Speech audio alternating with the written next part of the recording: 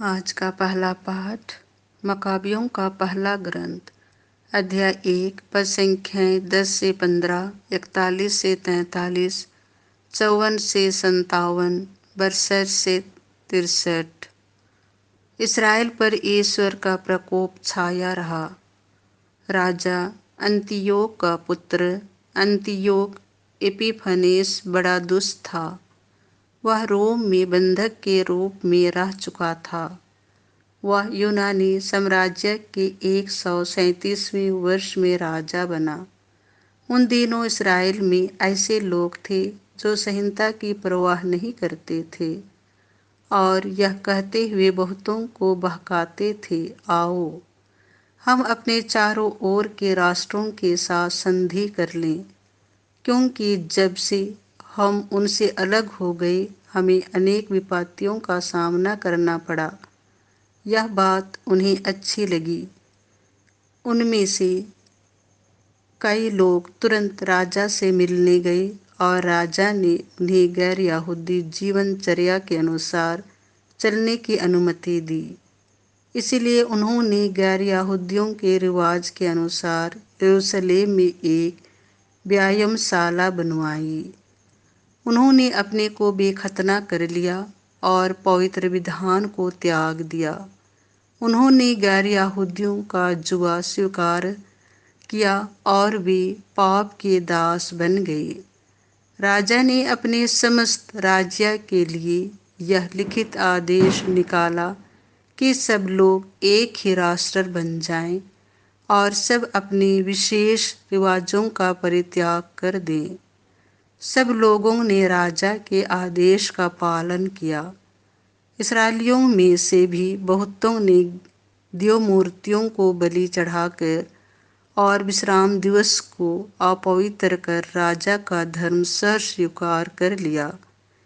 145वें वर्ष के किसलियो महीने के 15वें दिन राजा ने होम बलि की वेदी पर उजाड़ का विभत्स दृश्य स्थापित किया। यहूदा के नगरों में चारों ओर देव मूर्तियों की वेदियां बनाई गईं और लोग घरों के द्वार के सामने तथा चौकों में धूप चढ़ाने लगे। जब उन्हें संहिता की पोथियां मिलती थीं तो वे उन्हें फाड़कर आग में डाल देते थे। जिसके यहाँ विधान का ग्रंथ पाया जाता अथवा जो संहिता का पालन करता उसे राजा के आदेश अनुसार प्राणदंड दिया जाता था। फिर भी बहुत से इस्राएली दृढ़ बने रहे और उन्होंने दृढ़ संकल्प किया कि वे अशुद्ध भोजन नहीं खाएंगे। वे मृत्यु को स्वीकार करते थे जिससे वे अवैध भोजन खाकर दूषित न हो जाएं और पवित्र विधान भंग न करें। इस प्रकार बहुत से इस्राएली मर गए। ईश्वर का प्रकोप इसराइल पर छाया रहता था। यह प्रभु की वाणी है।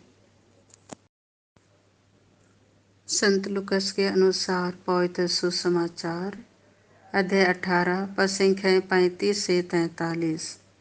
मैं तुम्हारे लिए क्या करूं, प्रभु, मैं फिर देख सकूं। जब यीशु यरीहो के निकट आ रहे थे तो एक अंधा सड़क के किनारे बैठा भीख मांग रहा था। उसने भीड़ को गुजरते सुनकर पूछा कि क्या हो रहा है। लोगों ने उसे बताया कि यीशु नाजरी इधर से आ रहे हैं। इस पर वह यह कहकर पुकार उठा, हे यीशु, दाऊद के पुत्र, मुझ पर दया कीजिए।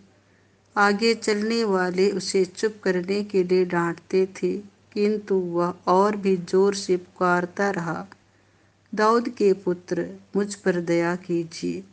यीशु ने रुककर उसे पास ले आने को कहा।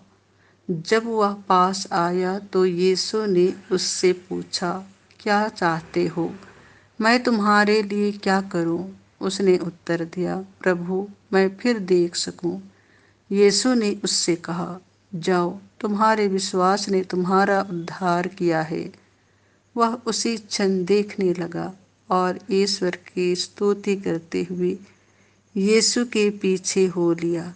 सारी जनता ने यह देखकर ईश्वर की स्तुति की। यह प्रभु का सुसमाचार है।